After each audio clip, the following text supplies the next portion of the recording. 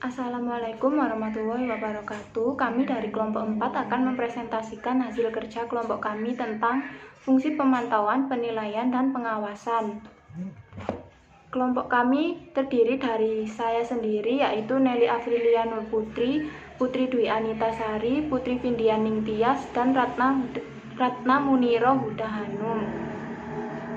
Pemantauan atau monitoring menurut Gunawan dan Benti tahun 2017. Pemantauan adalah kegiatan yang dilakukan untuk mengecek penampilan dari aktivitas yang sedang dikerjakan. Prinsip-prinsip dalam melakukan pemantauan. A. Dilakukan secara terus-menerus.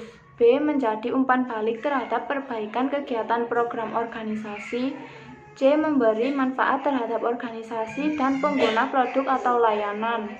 D. Memotivasi staf dan sumber daya lainnya untuk berprestasi. E. Berorientasi pada peraturan yang berlaku secara objektif. Dan F. Berorientasi pada tujuan program. Fungsi pemantauan atau monitoring. 1. Sebagai kesesuaian atau kepatuhan, artinya menentukan implementasi kebijakan dengan standar dan prosedur yang telah ditentukan. 2. Pemeriksaan, artinya menentukan ketercapaian sumber-sumber atau pelayanan kepada kelompok sasaran. Yang ketiga, akuntansi, artinya menentukan perubahan sosial dan ekonomi apa saja yang terjadi setelah implementasi sejumlah program dari waktu ke waktu. Yang keempat, penjelasan, artinya menjelaskan tingkat ketercapaian program atau kebijakan relatif terhadap tujuan yang ditetapkan.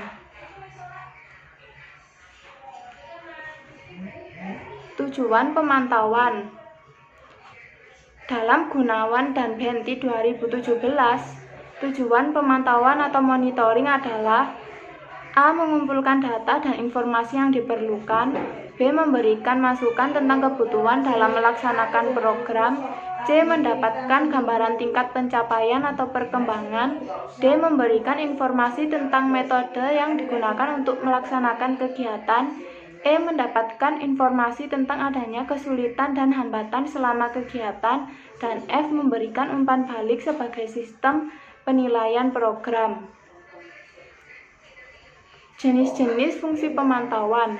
Menurut Subarsono tahun 2015 halaman 1 menyatakan bahwa terdapat jenis-jenis pemantauan, yaitu 1. Kepatuhan. Jenis monitoring untuk menentukan tingkat kepatuhan implementer terhadap standar dan prosedur yang telah ditetapkan. 2. Pemeriksaan. Jenis monitoring untuk melihat sejauh mana sumber daya dan pelayanan sampai pada kelompok sasaran. 3. Laporan. Jenis monitoring untuk mengkalkulasi perubahan sosial dan ekonomi yang terjadi setelah mengimplementasikan suatu kebijakan. Yang keempat, eksplanasi. Jenis monitoring untuk menjelaskan adanya perbedaan antara hasil dan tujuan. Lalu yang selanjutnya adalah tahapan fungsi pemantauan atau monitoring. Terdapat dua cara yang dapat dilakukan dalam melaksanakan fungsi pemantauan. Yang pertama, pemantauan langsung. Pemantauan yang dilakukan dengan cara mengunjungi lokasi proyek atau lokasi orang yang melaksanakan pekerjaan. Lalu yang kedua, pemantauan tidak langsung. Merupakan cara pemantauan dengan mengendaki petugas monitoring tidak perlu terjun langsung ke lokasi, tetapi penggalian data dilakukan dengan cara mengirim seperangkat daftar isian untuk diisi oleh orang lain di lokasi penelitian. Crawford tahun 2000 berpendapat bahwa tujuan dan fungsi evaluasi adalah 1. Mengetahui tujuan-tujuan yang telah ditetapkan dalam kegiatan. Yang kedua, untuk memberikan objektivitas pengamatan terhadap pelaksanaan kegiatan. Lalu yang ketiga, untuk mengetahui kemampuan pekerja dan menentukan kelayakan. Dan yang keempat, untuk memberikan umpan balik bagi kegiatan yang dilakukan. Penilaian atau evaluating, yaitu suatu tindakan untuk menentukan nilai dari sesuatu. Prinsip fungsi penilaian menurut Siagian tahun 2008, yaitu 1. Penilaian dirujukan kepada satu fase tertentu dalam suatu proses setelah seluruh fase selesai dikerjakan. Yang kedua, penilaian bersifat korektif. Yang ketiga, penilaian bersifat perspektif. Dan yang keempat adalah penilaian ditujukan kepada fungsi-fungsi manajemen lainnya. Fungsi penilaian dalam bidang pendidikan. Yang pertama, untuk memperoleh dasar bagi pertimbangan pada akhir suatu periode kerja. Yang kedua, untuk menjamin cara kerja yang efektif dan efisien. Yang ketiga, untuk memperoleh fakta-fakta tentang kesukaran-kesukaran dan untuk menghindari situasi yang dapat merusak. Yang keempat, untuk memajukan kesanggupan para guru dan orang tua peserta didik dalam mengembangkan organisasi sekolah. Lalu yang selanjutnya adalah jenis-jenis penilaian menurut Seriven tahun 2000 ada dua, yaitu penilaian normatif dan penilaian sumatif. Dijelaskan bahwa penilaian normatif yaitu penilaian yang dilaksanakan selama program berjalan untuk memberi informasi kepada pemimpin program untuk perbaikan program.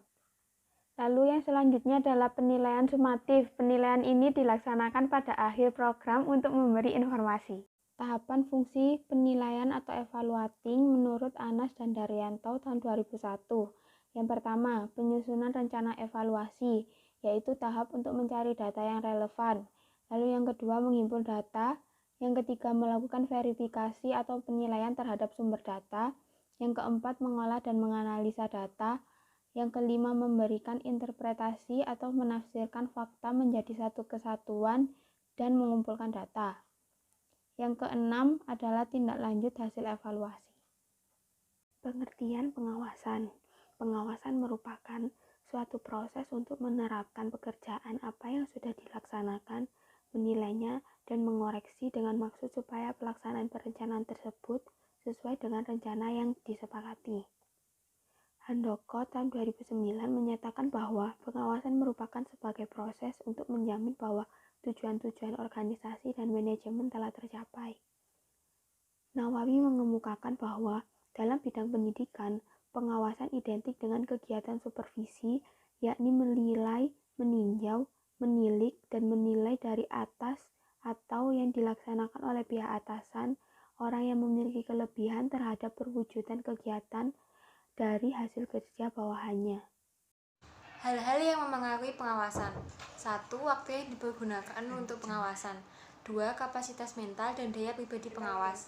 3. Kompleksitas hal-hal yang diawasi. 4. Tugas-tugas lain dari eksekutif. 5. Stabilitas operasi atau proses pelaksanaan. Dan 6. Kemampuan dan pengalaman bawahan. Faktor penghambat pengawasan. 1. Perasaan sungkan yang berlebihan. 2. Takut terhadap pengawas. 3. Pimpinan tidak menguasai substansi yang diawasi. 4. Pengawas terlibat skandal, penyelewengan, atau pemborosan. Dan 5. Ada sistematika budaya yang memang tidak mendukung pengawasan. Prinsip fungsi pengawasan. Prinsip pengawasan menurut Cons dan O'Donnell adalah 1. Prinsip tercapainya tujuan. 2. Prinsip efisiensi pengendalian. 3. Prinsip tanggung jawab pengendalian. 4. Prinsip pengendalian terhadap masa depan. 5. Prinsip pengendalian langsung. 6. Prinsip refleksi pengawasan. 7. Prinsip penyesuaian dengan organisasi. 8. Prinsip pengendalian individual. 9. Prinsip standar. 10. Prinsip pengawasan terhadap strategis. 11. Prinsip perkecualian. 12. Prinsip pengendalian fleksibel. 13. Prinsip peninjauan kembali. Dan 14. Prinsip tindakan. Nawawi 1988 mengemukakan fungsi dari kegiatan pengawasan adalah 1. Memperoleh data yang setelah diolah dapat dijadikan dasar bagi usaha perbaikan kegiatan di masa yang akan datang. 2. Memperoleh cara bekerja yang paling efektif dan efisien sebagai cara yang terbaik untuk mencapai tujuan.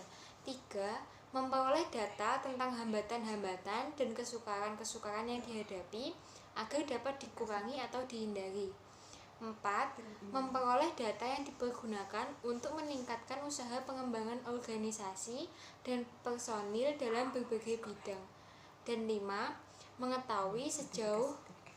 Mengetahui seberapa jauh tujuan yang telah tercapai.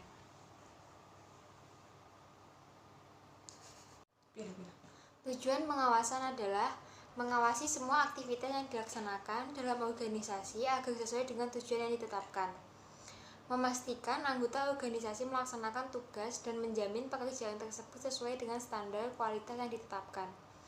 mengoreksi waktu dan sasaran yang telah ditetapkan, mengumpulkan informasi yang akurat tentang keadaan sekarang untuk meningkatkan kualitas di masa yang akan datang, menghentikan atau meniadakan kesalahan, penyimpangan, penyelewengan, pemborosan, hambatan, dan ketidakadilan, mencegah terulangnya kembali kesalahan, penyimpangan, penyelewengan, pemborosan, hambatan, dan ketidakadilan tersebut, mendapatkan cara-cara yang lebih baik untuk membina yang telah baik, menciptakan suasana keterbukaan, kejujuran, partisipasi, dan akuntabilitas dalam organisasi, meningkatkan kelancaran operasi organisasi, meningkatkan kinerja organisasi, memberikan opini atas kinerja organisasi, mengarahkan manajemen untuk melakukan koreksi atas masalah-masalah pencapaian kerja yang ada, dan menciptakan terwujudnya organisasi yang bersih. Jenis pengawasan. Jenis pengawasan menurut James dan Carlos yaitu 1. Pengawasan pratindakan, 2. Pengawasan umpan maju, 3. Pengawasan secara screening, 4. Pengawasan purna karya.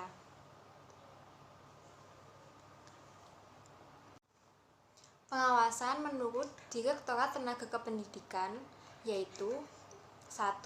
Berdasarkan subjeknya. A. Pengawasan intern, mengawasi semua unit dan bidang kegiatan yang ada di dalam organisasi. B. Pengawasan ekstern, yaitu pengawasan yang dilakukan oleh aparatur pengawasan dari luar organisasi yang mempunyai wewenang mengawasi. 2.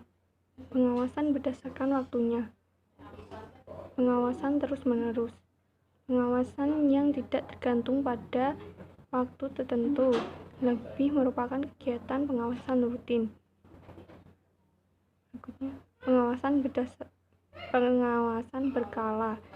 Pengawasan yang tidak dilakukan setiap jangka waktu tertentu, berdasarkan rancangan yang ditujukan pada masalah umum. Berikutnya, pengawasan insidental. Pengawasan yang dilakukan secara mendadak di luar rancangan kerja rutin atau berdasarkan keperluan.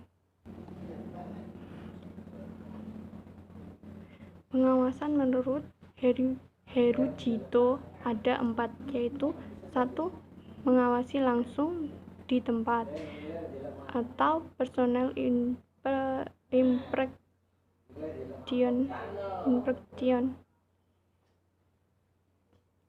2. Melalui laporan lisan, oral report.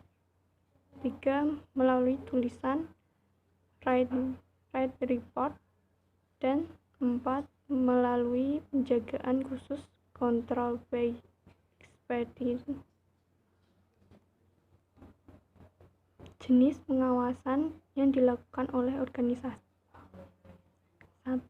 Pengawasan internal dan eksternal. 2. Pengawasan preventif dan represif. 3. Pengawasan aktif dan pasif. 4. Pengawasan langsung dan tidak langsung. 5. Pengawasan formal dan non-formal. 6. Pengawasan administratif dan operatif. 7. Pengawasan dari segi waktu. Tahapan pengawasan dalam bidang pendidikan dapat dilakukan dengan 1. Menentukan standar pelaksanaan. 2. Menentukan pengukuran pelaksanaan kegiatan. 3. Pengukuran pelaksanaan kegiatan nyata. 4. Membandingkan dengan standar pelaksanaan. 5. Mengambil tindakan korektif bila perlu. Ada 3 cara dalam pelaksanaan pengawasan. 1. Pengawasan langsung, yaitu pengawasan yang dilakukan secara mandiri secara langsung oleh seorang pemimpin. 2.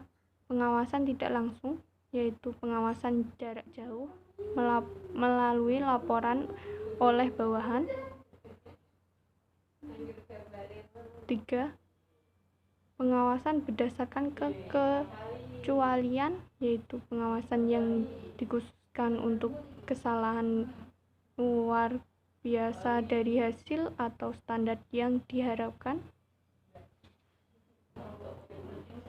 Perbedaan pengawasan, pemantauan, dan penilaian dilihat dari aspek tujuan kegiatan. Pengawasan atau controlling dilakukan pada pekerja atau orang yang mengelola program. Untuk pemantauan atau monitoring dilakukan untuk mengecek aktivitas yang dikerjakan. Penilaian atau evaluasi dilakukan untuk menilai kinerja orang. Dilihat dari segi aspek sifat kegiatan. Untuk pengawasan, sifatnya memantau, menilai, dan melaporkan apakah terjadi penyimpangan. Untuk pemantauan, sifatnya hanya memantau apa yang dilihat dan apa yang dilakukan. Untuk penilaian, sifatnya menilai apa yang semestinya dilakukan dengan kenyataan yang terjadi. Perbedaan dilihat dari aspek waktu pelaksanaan. Pada pengawasan dilaksanakan sebelum kegiatan, saat kegiatan, dan setelah kegiatan. Untuk pemantauan dilaksanakan sebelum kegiatan, saat kegiatan, dan setelah kegiatan. Untuk penilaian ditentukan setelah kegiatan diperkirakan telah sesuai target yang ditentukan. Perbedaan berdasarkan aspek fungsi kegiatan. Pengawasan mempunyai fungsi untuk menetapkan standar kinerja, membandingkan kinerja dengan standar yang ditentukan, mengambil tindakan perbaikan yang diperlukan. Pada pemantauan, fungsinya untuk menjamin bahwa kegiatan akan sesuai dengan ketentuan atau masukan guna pembinaan yang berwenang. Sedangkan dalam penilaian, fungsinya untuk menilai keberhasilan kegiatan dengan membandingkan antara tujuan dengan hasil yang dicapai. Demikian presentasi dari kelompok kami. Apabila ada kesalahan kata, saya mohon maaf. Wassalamualaikum warahmatullahi wabarakatuh.